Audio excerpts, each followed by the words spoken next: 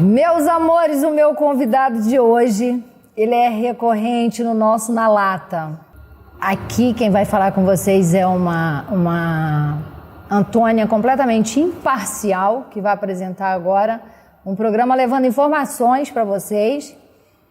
Mas quando eu já estive com ele na primeira vez, eu disse para ele: se você fizer bobagem, eu vou esculhambar você, hein? Porque eu ainda tinha um pouco de dúvida. Depois que eu saí da casa dele, depois da entrevista, eu disse para o meu cinegrafista, eu falei: ele vai ser presidente da República. E aí o meu cinegrafista falou: você tá doida, é muito cedo para falar disso. Mas eu senti isso naquele dia, porque ele é um homem que chora, e um homem que chora é um homem do bem. É um homem que só faz as coisas com convicção. E eu sou fã, todo mundo sabe disso, sou fã declarada. E vou citar algumas coisas aqui durante a nossa conversa que vocês perguntam: melhorou aonde que eu não vi? Então a gente vai repetir aqui ao longo da nossa conversa aonde que melhorou. Já tomei café com leite, o bolo de milho não chegou a tempo e eu queria agradecer imensamente Jair Messias Bolsonaro. Ele é o 38º presidente da República do Brasil. E eu acho que ele merece respeito. Porque existe uma coisa chamada hierarquia e a gente tem que respeitar, gostando ou não. Ei! Primeiro, obrigado pela confiança. Acho que é o primeiro ponto de uma boa amizade.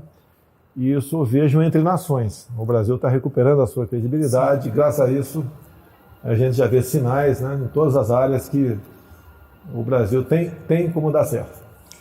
Então, assim, a gente vai começar falando do nosso patrimônio, que é o PIB do nosso país. E a gente vai levar aqui informação para as pessoas que não têm saco de repente assistir um jornal, até porque na maioria das vezes as informações vêm trocadas, elas vêm camufladas, né? E aí eu acho que o povo precisa entender onde que a gente cresceu, o nosso patrimônio está crescendo, logo estamos um pouquinho menos pobres. E aí eu passo a palavra para o presidente. O PIB é o somatório dos nossos bens e serviços, né? E nesse segundo trimestre cresceu 0,4%, onde a expectativa era em torno de 0%. Então foi um grande salto, bem acima da média mundial, e foi uma surpresa positiva para o mercado aqui. Agora, de onde vem a certeza de estar no caminho certo? Primeiro é você escolher o time de ministros que você pode confiar neles e que sejam competentes. Nesse caso, né, em grande parte, é o Ministério da Economia, com as medidas que vem tomando. Também, em parte, ao Parlamento, à Câmara dos Deputados, que aprovou a reforma da Previdência, que deve acontecer o mesmo no Senado agora. É a nossa aproximação com países do primeiro mundo, sem o viés ideológico, obviamente. Tá? Então, o somatório disso é confiar no povo, é a liberdade econômica, é tirar o Estado de cima do contribuinte. Isso, eu acho que... Isso não. É o que vem acontecendo que faz com que se acredite no Brasil, se invista aqui, pessoas de dentro e de fora, e a economia é a ponta final da linha para comprovar que a nossa economia nas mãos do Paulo Guedes está dando certo. Esse momento que o Brasil literalmente pegando fogo, né? Vamos dizer assim. Fogo esse que nenhum artista nunca viu antes, né? Os ativistas de Instagram nunca na vida ouviram dizer que a Amazônia todo ano pega fogo nessa época.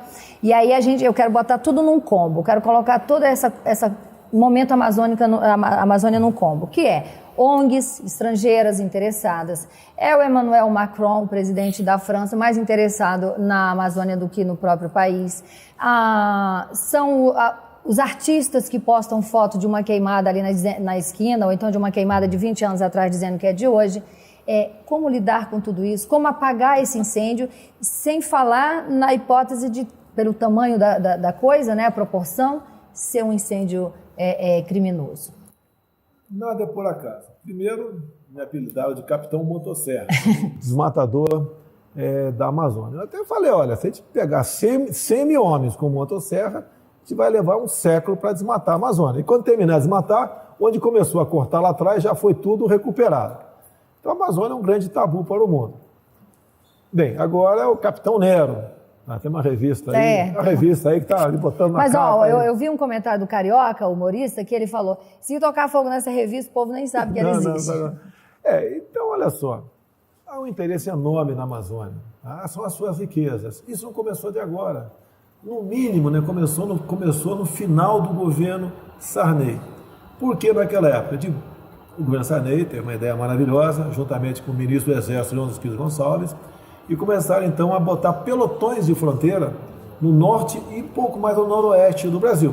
Esses pelotões de fronteira do Exército que serviriam de polo de colonização. Novas cidades iam aparecer ali, de modo que a garantir fisicamente com a presença de brasileiros como eu, você, entre outros, nessa região. Bem, pessoas lá de fora viram isso e precipitaram a indústria da demarcação de terras indígenas, né? E chegou um ponto, hoje em dia, nós temos aqui 14% do território nacional já demarcado como terra indígena. Mas outras ações foram colocadas ao longo do caminho. E eu, quando falava isso, em 92, eu peguei pesado, quando começou a demarcar reserva em Yanomami, 2 vezes o tamanho do Rio de Janeiro para aproximadamente 9 mil índios. Eu não sei como o pessoal conseguiu contar 9 mil índios na selva amazônica, mas faz de conta que sejam 9 mil ou 10 mil índios. Justifica essa extensão de terra enorme. Quando você pega essa área, por exemplo, que é a mais conhecida nossa aqui, e pega um mapa metalogenético, que tem os minerais, é uma coincidência enorme. A parte mais colorida do Brasil está exatamente ali demarcada também como terra indígena. O mesmo, depois, há muito tempo depois, outra reserva muito grande, conhecida como Raposa Serra do Sol. Ou seja, lá existe recursos minerais não renováveis, tá? Que o mundo todo quase não tem. Terras raras, nióbio, ouro, diamante, tudo que você possa imaginar. E a intenção dessas grandes reservas, segundo sempre se discutiu na ONU, é que pela autodeterminação dos povos indígenas, isso seriam novos países no futuro. Eu achei até que a posição do Macron foi muito boa para nós, quando ele, tentando reverter um quadro bastante ruim para ele, tocante à popularidade, ele quis se arvorar ao se aproximar um encontro do G7 como o homem, né? A pessoa preocupada com a biodiversidade, segundo eles, o pulmão do mundo, que não é verdade, né? A proteção ambiental e recalcar o Brasil numa situação de colônia, que é muito comum em vindo de francês. Isso se reverteu, fizemos contato rapidamente com vários líderes, até com 2 líderes da Espanha e do Chile, que estavam participando como convidados. Liguei e conversei com um longo tempo com Donald Trump, entre outros chefes de Estado, de modo que, quando começou a reunião do G7, o Macron já ficou um pouco isolado. Não justifica o Macron até querer tomar medidas, sanções econômicas contra o Brasil, sem me ouvir. Essa invasão nociva, quem deu essa abertura para os inimigos entrar na brecha, vamos dizer assim, foram os outros governos? Porque a impressão que eu tenho é que qualquer um pensa que pode chegar aqui e fazer o que quiser, que nem os gringos quando vêm para o carnaval no Brasil. Pode passar a mão na bunda das brasileiras. Eu acho que é a analogia mais próxima. Detalhe, tá? Mas olha só. Mas você não tem essa impressão, foi de uma presidente? hora para outra. Todas as vezes que um chefe de Estado no Brasil viajava para encontros do G7, né? O Davos ou outros, quando eles voltavam para cá, vinham com um pacote de medidas onde cada vez mais se demarcava terras indígenas, áreas de proteção ambiental, parques nacionais, ultimamente quilombolas. Essas áreas, né, elas fazem com que o Brasil cada vez mais se torne não saudável para o agronegócio, que muitas vezes a pessoa da cidade critica, né? O agronegócio. Bem, nós alimentamos por volta de 1 milhão de pessoas no mundo, ou o equivalente a 1 milhão de pessoas, com o que nós produzimos aqui. E é a base da nossa economia. Se optou por isso, chamado commodities.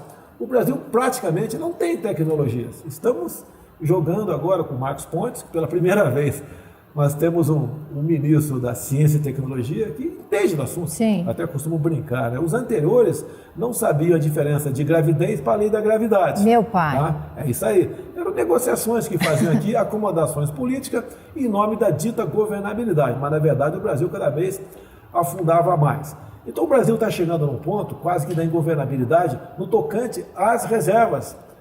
Você vê, tem local que você pode produzir muita coisa, mas torna-se não viável, porque para você escoar até um porto, você tem que desviar de reservas indígenas que aumenta o valor, aumenta o percurso em quase 800 quilômetros, então não é impossível. E lógico que interessa para muitos outros países, sem citar o nome aqui, que tem uma economia parecida com a nossa, né? Ou parte considerável da economia parecida com a nossa. Então a inviabilização do Brasil para isso interessa para muita gente. E agora mudou o governo, está sob nova direção. Eu não sou nacionalista, eu sou patriota, tá? E o que o Macron colocou em jogo na Itália também, por mais de uma vez, é que a soberania do Brasil estava em discussão. Logicamente ele mexeu, não com os brios nossos apenas, mas mexeu com os brios de países outros que integram a região amazônica. Tanto é que temos reunião marcada com o presidente desse país para discutirmos esse assunto, tirar uma posição em comum pela nossa soberania e pelo destino dessa área. Nós temos o direito de adotar políticas para essa área que nos interessem. Você pode ver, nós podemos afastar 20 milhões de brasileiros da região amazônica, não tem cabimento, isso é o melhor. Basicamente o estado do Amazonas, né, na sua periferia, não tem cabimento isso aí. Agora, se nós não fizermos nada, mais cedo ou mais tarde, nós teremos a nossa soberania ameaçada sim, por interesse até de sobrevivência de outros países. E quando estava falando do projeto Calha Norte, né? Ato contínuo, ao aparecer a indústria da demarcação de terra indígena em quase todos os pelotões de fronteira, né? A região periférica foi demarcada como terra indígena, ou seja, você não pode rasgar uma estrada até o pelotão mais, é impossível. Em consequência, os pelotões ficaram isolados. E, logicamente, né, não atingiu o objetivo do Sarney, Leão de Espíritos Gonçalves, daquela época, que foi um plano maravilhoso. Tá? O pessoal fala muito mal do Sarney, vou falar as coisas boas também.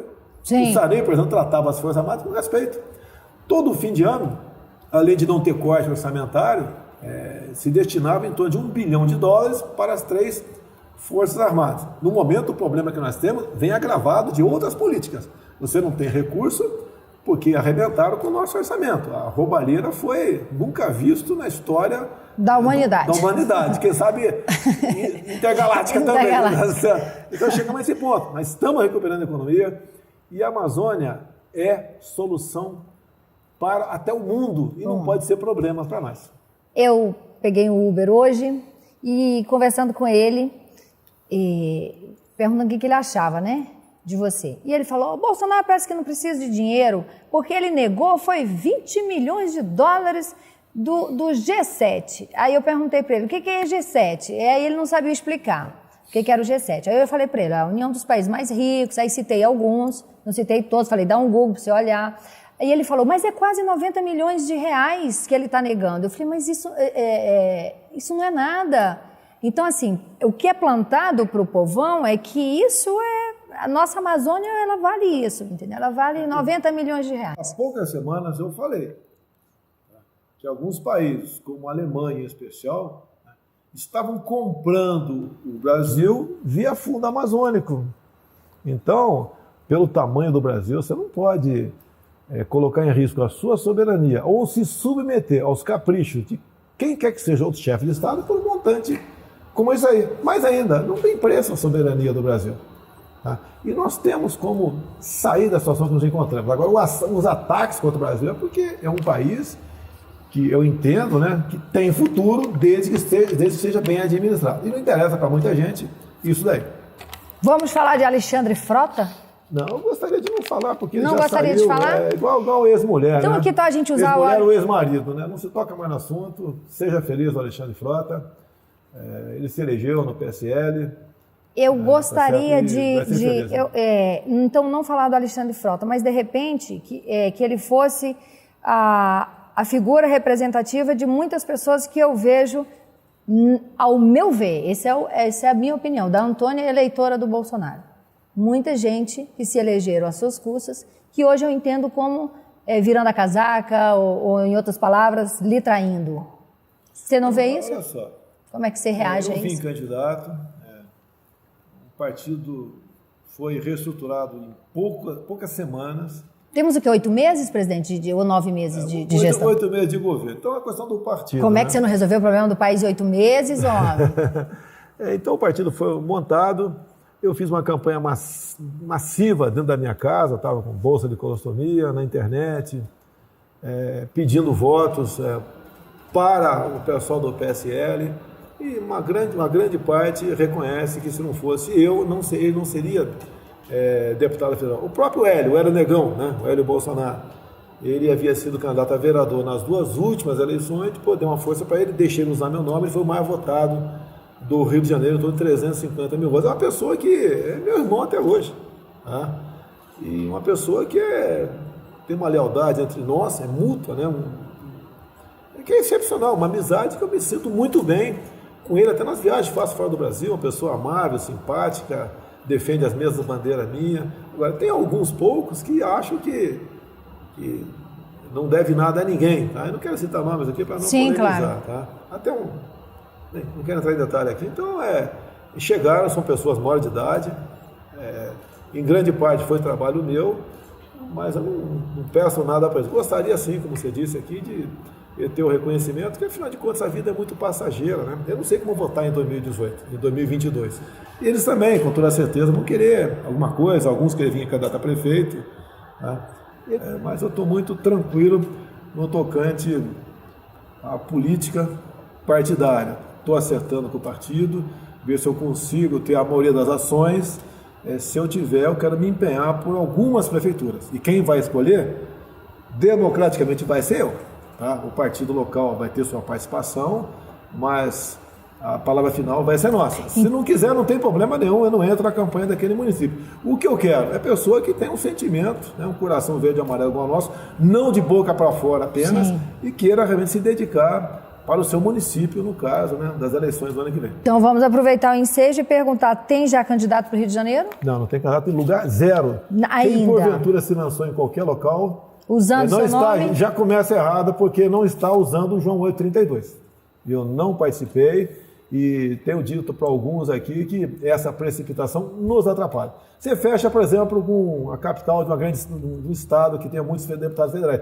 Eles estão sonhando ou vê a possibilidade de até ter uma coligação conosco. Quando você indica um nome agora, esse pessoal se afasta. Então, português, cara, quem se lançou até o momento candidato a prefeito e disse que está com meu apoio, está mentindo. E alija do mapa esse candidato, porque já começou errado. Em qualquer parte do país. Em qualquer lugar do Brasil. Não estou dizendo que sou o bom, só comigo ele vai se eleger. Ele pode até se eleger por conta própria, mas eu não quero participar de um governo onde uma prefeitura, onde o candidato já começa com o pé esquerdo. Tá. Presidente, a cultura tem sido uma pasta de muitas reclamações, né, da classe artística. A gente sabe muito bem aonde é que sapato aperta, né? A gente sabe quem são as pessoas que fazem campanha não contra você, mas eu diria que contra o país, porque são pessoas esclarecidas, pessoas que sabem de fato o que está acontecendo, as pessoas sabem o que roubaram, quem roubou e quanto roubou. Então, a gente não entende muito quanto isso aí. Por um outro lado, tem uma série de pessoas que estão à deriva, que não conseguem fazer seus espetáculos, seus filmes, suas produções, e que são pessoas, inclusive, que estão do seu lado, né? Que votaram em você e que até hoje estão ali acreditando que algo vai ser feito. Então, é uma pasta muito polêmica. E eu queria perguntar, por exemplo, tem a coisa agora do edital que você retirou dessa temática LGBT, e aí as pessoas entendem que assim, você só... Eu vou explicar aqui o que eu entendi e você me corrige se eu estiver errado. Você tirou verba pública para essa temática em TVs abertas, e quem quiser fazer suas produções no particular vai conseguir fazer, e que você não se opõe a isso, correto? Você já respondeu. Eu não entendi estou certo. Não estou censurando ninguém, mas verba pública para fazer o filme da Dona Surfistinha, por exemplo, que é a renúncia fiscal, né? Ou vem pela Ancine, ou vem pela Lei Rouanet. Outras temáticas que estavam por aí, por exemplo, com dinheiro público. Os LGBTs e os evangélicos. A temática é um cidadão está lá num culto evangélico, né, lá orando, etc., sai dali e vai para uma farra ou uma afetiva. Para que isso? Com dinheiro público. Outro temática aqui, os negros gays de Brasília. Para que isso? Isso são títulos que você cortou? Lógico, cortamos. Não, mas esse é sério? Isso sai da igreja evangélica e vai... É o enredo. É o enredo, a sinopse, entendi. Do filme. Para dizer que dentro da igreja é uma coisa, fora é outra. Com dinheiro que vem de renúncia fiscal. Mudou o governo, não é mais o PT que está aqui, onde a família era um lixo, onde os valores familiares não valiam nada, tá certo? Onde se aceitava qualquer coisa em nome da família. Constituição, se não me engano, no artigo 236, parágrafo 3º. O que é a família? Homem e mulher, está escrito lá. Emende a Constituição dizendo que, seja o que for, que a gente vê como é que fica, né? Vê como é que fica, porque, como eu sou cristão, eles vão ter que apertar uma emenda à Bíblia também. Eu não sei quem vai votar essa emenda à Bíblia. Então, eu vou continuar agindo da mesma maneira. Não somos contrários à opção de quem quer que seja, vai cuidar da tua vida. Agora, fazer. Inclusive, são filmes que não têm bilheteria. E por que não tem bilheteria? Eles não têm preocupação com a bilheteria, porque quem vai pagar o filme não são eles, é o povo todo que está aí. Então mudou esse negócio, acabou. Faça um filme como bem entender, tá? E com recursos próprios, né? Ou de empresários que porventura queiram doar para esse tipo de filme. Agora, com dinheiro público é o fim da picada, não dá. Se eu tivesse aqui a relação dos filmes, eu nem falaria o nome de alguns, porque alguma criança vai assistir o teu programa com toda certeza. Eu não quero falar, né, usar o linguajar usado na temática dos filmes que estavam aí no mercado, atrás de recursos públicos para fazê-los. Meu Deus. Agora, se essa classe artística de sempre está revoltada comigo, é sinal que estou no caminho certo. Tá ok? Sim. E o que está sendo feito, presidente, para aquela outra parte que são seus eleitores e que vivem disso? Eu me incluo nisso aí, eu me incluo nesse outro lado. Tem um aparelhamento do Estado. Tem muita gente à frente dessas agências que tem mandato. Então, eles estão nessa mesma linha. Foram colocados lá no PT, no governo anterior, que talvez não tenha tido devido cuidado quem fosse botar nas agências. Então, tem que tirar esse pessoal de lá. Enquanto não tirar, esse pessoal do bem acaba sofrendo, porque eles não aprovam filmes com essa temática do nosso lado. Então, o tempo é que vai fazer a gente descontaminar esse ambiente para a boa cultura no Brasil. Essa aqui que é a boa cultura, é respeitar a família, respeitar a nossa tradição, nosso judaico-cristão, etc. É isso daí. É fazer filmes que deem bilheteria e não dê meia dúzia de pessoas na plateia. Sim. É isso que a gente quer. Sim. Está mais tranquilo em relação à reforma da Previdência? Tem prazo? Daqui a pouco a gente já está atravessando isso aí ou o povo ainda está tirando seu sono? É uma reforma salgada. Eu costumo até falar que é quase que uma quimioterapia. Mas se você não fizer, você morre. Vai morrer mais cedo. Passou na Câmara com uma votação que ninguém acreditava que foi chegar tanto. Tá?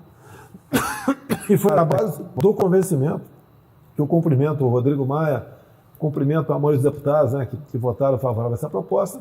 Está no Senado, está nas mãos agora do Davi Alcolumbre. O sentimento nosso é que vai ser aprovado também, porque todos sofrerão se ela não for aprovada. Tá? Quem está ganhando mais está contribuindo com mais. Lá embaixo, na ponta da linha, está até tendo, em vez de estar pagando um pouquinho menos do que pagava em forma da Previdência, e em média fomentado, em média não, né? No mínimo 5%, 5 anos do tempo de serviço dos trabalhadores. Presidente, agora, 2 dias eu li isso, ontem, sei lá, eu fiquei tão perturbada com isso, porque eu achei que fosse uma lei que servisse para geral e depois eu entendi que é só no âmbito político, ali. Jair Messias Bolsonaro é candidato a presidente da República. Aí vem esse rapaz, Kim Kataguiri, né? Ele consegue, o Congresso aprova uma lei, que é a lei da fake news, que diz que, me corrija se eu estiver errado, porque às vezes pode ser que eu leia e que também as pessoas leem e falam, não, eu entendi igual a Antônio, mas está errado.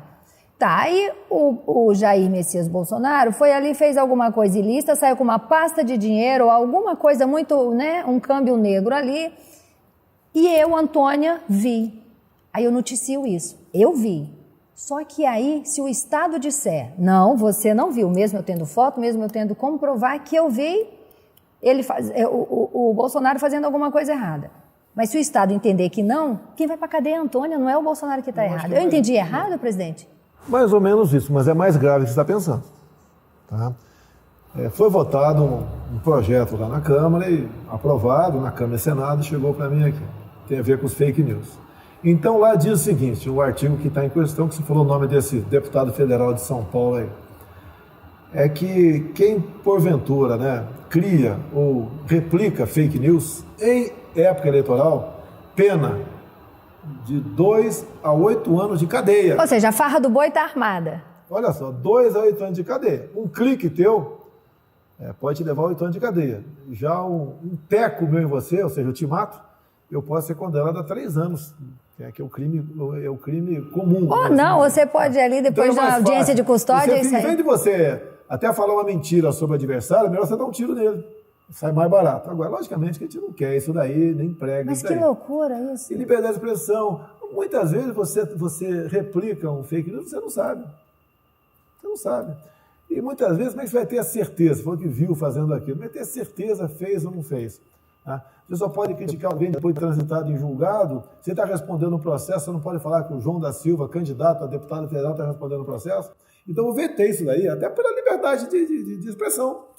Ninguém mais do que eu sofre fake news o tempo todo. Racista, fascista, homofóbico, não sei o quê, a história toda. Então eu vetei. Agora, esse deputado, você falou o nome, ele apresentou um destaque por ocasião da análise do veto. O destaque dele foi vitorioso. Então, esse deputado de São Paulo, que é o responsável, né, por ocasião das eleições, você, cidadão, caso você retransmita um WhatsApp, né, ou replique algo qualquer, de uma patifaria de algum político, bote no teu Facebook, no teu Instagram, seja onde for, você vai pegar de 2 ou 3 a 8 anos de cadeia. É inacreditável o que esse nanodeputado, não vou falar o nome dele, fez em São Paulo. É inacreditável o que ele fez. É inacreditável. Mas ele teve essa ideia, o Bonitinho teve essa ideia, mas foi aprovada. Foi aprovada por quem? Até aprovado, mas é igual um filho, né? Tem que começar com um negocinho bem pequenininho no óvulo, né? Ele começou.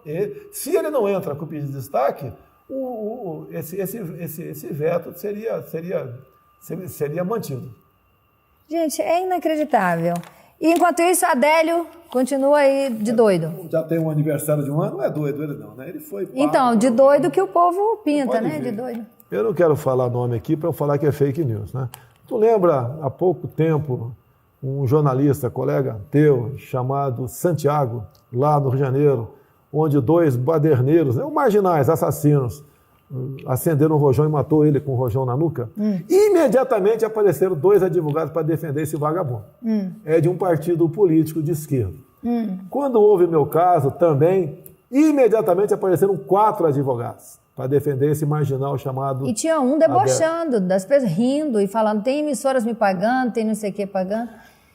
O que de concreto Sim. tem? Uma pessoa, em nome dele, tentou entrar na Câmara com o seu próprio nome. Ou seja, se ele foge da cena do crime, ele podia falar depois, eu estava em Brasília.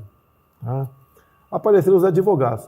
Um deles, né, a Polícia Federal tem certeza que o telefone dele tem o nome do mandante, ali tem ali os contatos com o mandante do crime. O que a OAB fez? Entrou com mandado de segurança para que a PF não entre no telefone desse advogado. O advogado tem que ter imunidade, sim, mas advogado honesto, advogado bandido, não. Isso tudo parece uma grande brincadeira, né? Não, agora o que acontece? O senhor, como presidente da República, não tem como fazer nada, não tem como... Se eu interferir na Polícia Federal, tá, vão dizer que eu quero produzir e inventar um mandante. Eu não vou, como nunca interferir na Polícia Federal, quando me acusam de estar interferindo, né? Eu posso trocar ministro, trocar diretor, seja lá quem for, posso. Já aconteceu alguns casos que eu chamo o ministro e falo, esse cara aqui vai dar problema por causa disso. E ele se convence e troca, sem problema nenhum. Eu não quero interferir na apuração da Polícia Federal. Eu espero há muito tempo que a PF chegue no final da linha. E agora, entre o meu caso e da Marielle Franco, que a imprensa tanto reverbera, o meu é muito mais fácil, né, o menos difícil de se desvendar do que o da Marielle. E agora não se dá atenção para o meu caso. E aquela facada não me elegeu, não. Na facada já estava eleito. Eles tentaram ali botar o fim de uma candidatura. Daí teria ali o Haddad, o Ciro ou o Alckmin como presidente da República. Cada um tira sua conclusão, como é que estaria o Brasil com qualquer um desses 3 presidentes. Minha Nossa Senhora. Presidente, vamos falar de família, né? Seus filhos, a gente, né, é de conhecimento de todo mundo, o que cada um faz. Mas eu gostaria de perguntar para você se você não se incomoda de me responder sobre a família da primeira-dama, né? Recentemente... Eu não deveria, por ser uma questão pessoal, mas eu te respondo. Sim, muito obrigada, eu lhe agradeço muito, porque eu vi você falando, ela está arrasada, ela há muito tempo, ela se afastou dessas pessoas, as pessoas estão pagando, mãe que foi, já cumpriu pena por tráfico. Não, a avó. A avó... A mãe já respondeu o processo por falsidade ideológica, um tio acusado de estupro, o pai que foi assassinado e chegaram à conclusão... Não, o pai dela foi assassinado, não está vivo. O Paulo Negão está vivo ainda, meu irmão também. Então o Paulo Negão é o pai dela, e eu li que ou foi o avô, enfim. Enfim, é uma família atípica... se você for procurar o histórico das outras primeiras damas. E isso é usado para lhe atacar. Como que isso é dentro de casa, com a primeira dama, como que ela está reagindo a isso tudo, né? Porque é um baque muito grande. Fica chateada. Agora eu te pergunto, né? A avó dela não é mentira, é verdade. Ela foi condenada a 3 anos em regime fechado por estar vendendo entorpecentes em Brasília há 20 e poucos anos atrás. É verdade. 20 e poucos anos. Agora, para que revelar isso? O que pode acontecer com essa senhora que está na base de 80 anos de idade? Né? O pessoal vê a cara dela, já está acontecendo, debocha dela na rua. Não sabia dessa vida passada, que ela pagou pelo seu crime, está sendo debochada na rua, esculachada. Por outro lado, alguém pode querer fazer uma maldade com ela, porque ela é a avó da primeira-dama para tentar me atingir. Irresponsabilidade da imprensa. A mãe dela, uns 15, 20 anos atrás também, resolveu ficar mais jovem, mais 10 anos, com uma nova certidão de nascimento. Eu tenho que rir, né? Se fosse com uma plástica, tudo bem, botox, né? Tá legal. Oh, meu pai amado. Não foi como está apurado, né? A gente ri, mas é sério. Não foi para ter outra identidade, porque tinha feito uma besteira. Bobeira. E não acredito, era para ficar mais nova mesmo, presidente? Bobeira foi. Ô, meu pai amado. O tio dela foi acusado disso, está foragido. A família é muito grande. E periferia de Brasília não é fácil, né, presidente? A gente sabe que... Qualquer lugar não está fácil aqui no Brasil. Não está fácil, não está fácil. Mas negócio, como meu pai dizia, né? Parente bom é parente longe. Tá certo? Mas eu acho que vi 2 vezes a avó na vida dela. Frequentava a Ceilândia por um tempo, né? Não fez namoro, noivado, etc. Mas no primeiro momento é chato realmente. Tu responder não, o pessoal ficar sabendo, a tua família fez de errado isso, aquilo, mas ela está de consciência tranquila. Não foi ela, foi a família, ninguém pode responder pelos outros. Antes de vir para cá, eu entrevistei o Alexandre Garcia e ele mandou 2 perguntas para você. Uma, o que está faltando para desatar esse nó aí do Eduardo? E do PGR. Exatamente. E a outra pergunta é o que está faltando para nomear o novo procurador da República? Primeiro, é competência exclusiva minha indicar o futuro PGR, que terá que passar por uma sabatina no Senado. Então não depende apenas da minha vontade. Tem a lista tríplice, né? Tem aí a senhora Raquel Dodge, que já falou que gostaria de ser reconduzida, e mais uma meia dúzia que gostariam de ocupar a posição. Eu não sou obrigado a seguir a lista tríplice. Isso foi uma invenção deles no passado, tá certo? E todos os presidentes de lá para cá sempre acabaram indicando um da lista tríplice. Nos próximos dias ou semanas eu vou indicar esse nome aí. E eu parei em 3 no momento. O que acontece? Eu não posso votar um PGR que não esteja alinhado com o destino do Brasil. Quando eu falo do Brasil, você pode pensar, o que é isso? Por exemplo, um PGR que seja xiita na parte ambiental. Ele trava o nosso ministro da Infraestrutura. O nosso Tarcísio não vai poder mais fazer uma ferrovia, rasgar uma estrada, duplicar outra, vai ter dificuldade seríssima. O homem do campo também vai ter problema. Tá? A questão de minorias é outra questão, cada vez mais se quer mais terra para índio no Brasil, então tem que ter um PGR, que eu costumo dizer, tem que ser nota 7 em tudo, não pode ser 10 num e 2 no outro. Que saiba passear em todos os... É pelo Brasil que vai entrar, não é pelo Jair Bolsonaro. E esses 3 nomes? Não posso. Não posso falar, não. Existe uma especulação aí, volta e meia alguém, ou eu vejo em algum lugar, Bolsonaro está se estranhando com o Moro. Isso procede, presidente? Existe Olha, isso. quem me acompanhou nos últimos dias, quando ele lançou um novo projeto aí de cidades, né? Como deveriam ser administradas, não por parte do prefeito, mas também por parte dos governadores e União, pode endebelar a questão da violência. Então, quem viu esse meu contato com o Moro, 100%. O que aconteceu nesse atrito? Não é atrito, a imprensa gosta de potencializar. 11 superintendentes foram trocados esse ano da Polícia Federal. Zero problema. Estava prevista a saída do superintendente do Rio de Janeiro. Eu sugeri para ele um nome, tá? E ele apresentou outro nome. E ficamos no impasse. Eu poderia impor, eu não quero me impor. Na reta final, pode botar aquele que o diretor-geral, o senhor Valeixo, quer sem problema nenhum. Mas nesse ínter, acabou vazando isso aí, dizendo que eu estava interferindo na Polícia Federal. O que é interferir na Polícia Federal? Então, quando muda um governo, você não pode trocar o diretor-geral, não pode trocar o superintendente. Até porque nós sabemos que problemas existem em todas as áreas no Brasil, você quer melhorá-lo. Então, foi algo artificial, que a imprensa sempre quer arranjar uma maneira de me atacar. Agora, não ataca no tocante à corrupção, a desmantes, Sim. falta de iniciativa, até porque os ministros, todos, têm iniciativa e são competentes. É a fofoca da imprensa. Perderam todas comigo até agora. Até brinquei com o Moro, estamos quase indo morar juntos. Enquanto isso, o casamento com o Paulo Guedes está mil maravilhas, lua de mel. O Paulo Guedes é um casamento aí que é um negócio anormal, né? Quando o primeiro contato com ele, né, em dado momento, lógico, eu estudei um pouco da vida dele, né? Eu falei, o que tu viu em mim? Eu era um deputado do baixo clero, os olhos com 2% azuis. de intenção de votos, miserável, sem partido definido ainda. Ele ficou meio assustado, mas dessa sinceridade nossa, nasceu uma amizade e a confiança que você tem que ter. Na primeira vez que a gente conversou aqui no Na Lata, eu falei, mas você para de dar essas declarações que agora você é candidato a presidente da República. Você falou, eu vou melhorar. Mas volta e meia ele manda uma bomba. Eu confesso até que eu gosto, entendeu? Me dá uma bomba, não tem bomba. Eu vou fazer cocô dia sim ou dia não. Esse, por exemplo, você quer falar sobre isso, eu falo. Eu vou lhe falar, se Teve imprensa que levou a sério. Vou botar o fiscal em cada banheiro de cada casa. Deixa eu lhe falar uma coisa. O cara me encheu tanto o saco o negócio de poluição ambiental, né? Negócio de rio poluído. Sim. Então, companheiro, só você fazer cocô dia sim, dia não, que ajuda na poluição ambiental. Gente, uma pergunta cretina tem que ter uma resposta cretina. Agora preciso dizer que se dependesse de mim, isso aqui ia ser uma limpeza só, porque eu não faço essas coisas. É papo de 10 dias, pra você ficar muito feliz. Se alguém reclamar, eu vou passar uma vez por semana, hein?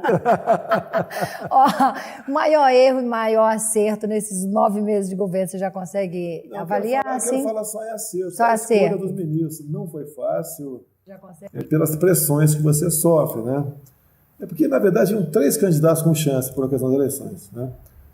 Lá na frente, o PT, com o seu PSOL, o PCdoB juntos, o tal do Centrão, que era o Alckmin com alguns partidos, e eu correndo por fora. Não ia fugir de nós, dificilmente ia fugir de nós 3.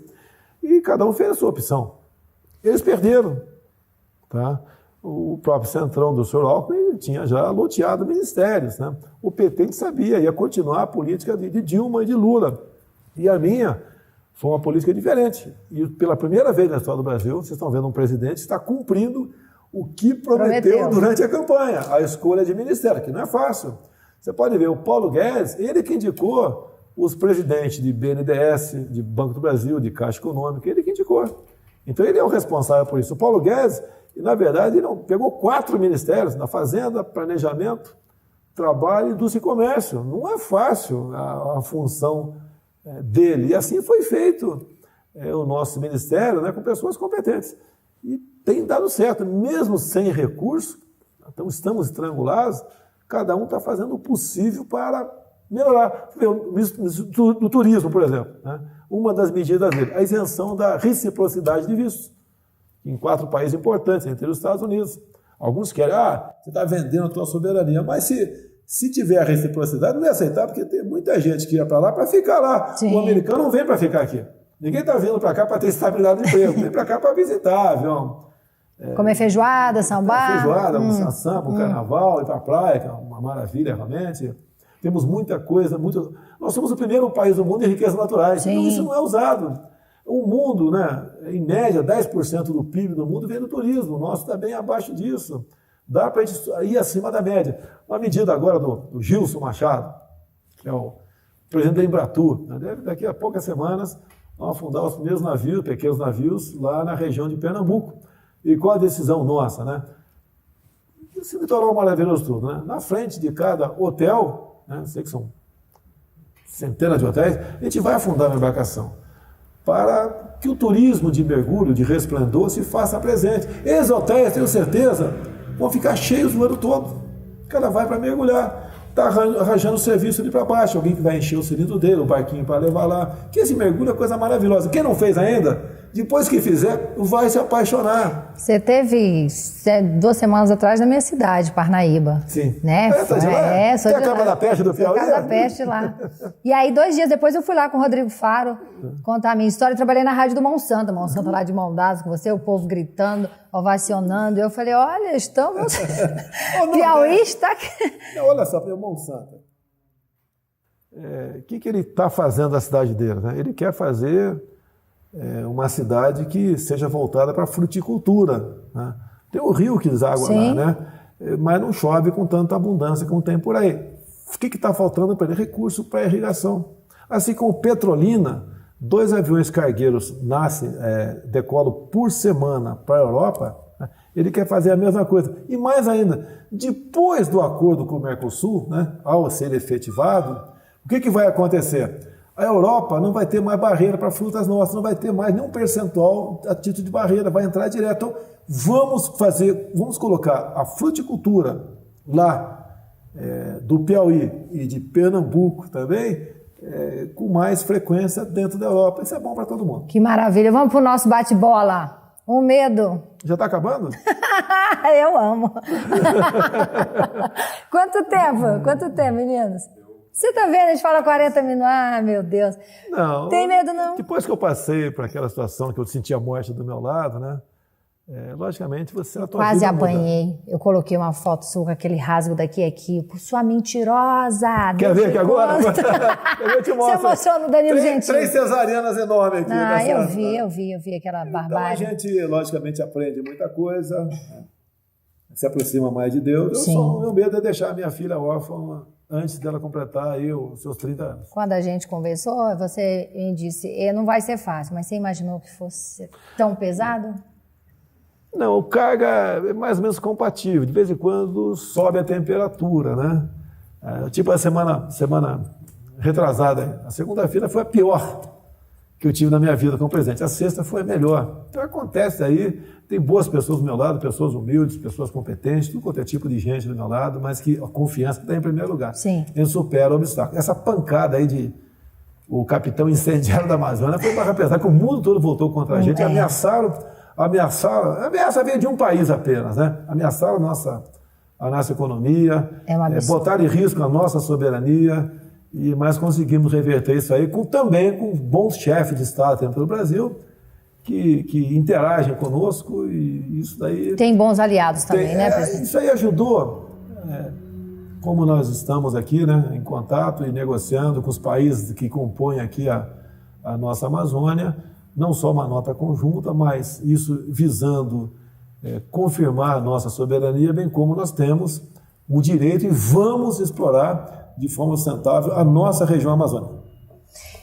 Nem fudendo. Fazer besteira aqui onde eu cheguei, né? Estou aqui, a missão de Deus, não vamos envergonhar ninguém. Isso aqui é uma missão, a barra é pesada. Costumo dizer até, né? Eu fui cadete por 4 anos na Academia Militar das Agulhas Negras. Barra pesada lá, barra pesada, tá certo? Mas não era nada perto de... Mas aqui eu tenho a liberdade, né? Aqui eu comando, tenho a liberdade, então a barra é menos pesada, mas o sacrifício é o mesmo. Vamos fazer o possível pela pátria. Na lata, para encerrar, tá tão bom. O que você diz na lata aí para esse povo brasileiro? Antes do Na Lata, 2022, já está pensando em 2022, na lata, vamos acreditar, pessoal. O futuro do Brasil não é nas minhas, não, está nas nossas mãos. É verdade. Nunca, com todo respeito, nunca tiveram um presidente tão aberto a vocês. Nunca a imprensa no Brasil me entrevistou tanto. E eu, em 7, 8 meses aqui, tá? eu dei mais entrevista que Lula, Dilma e FHC juntos. Não fugir do debate, do embate, dando uma canelada de vez em quando.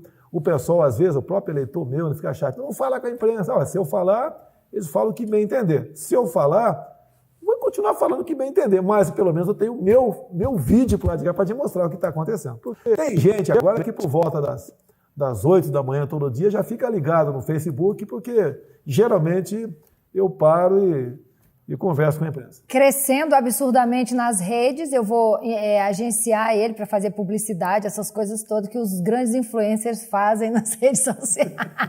Todo dia ele fala 10 milhões no Twitter, 20 milhões no Facebook, mas está crescendo. Nunca impulsionamos nada. A gente sabe.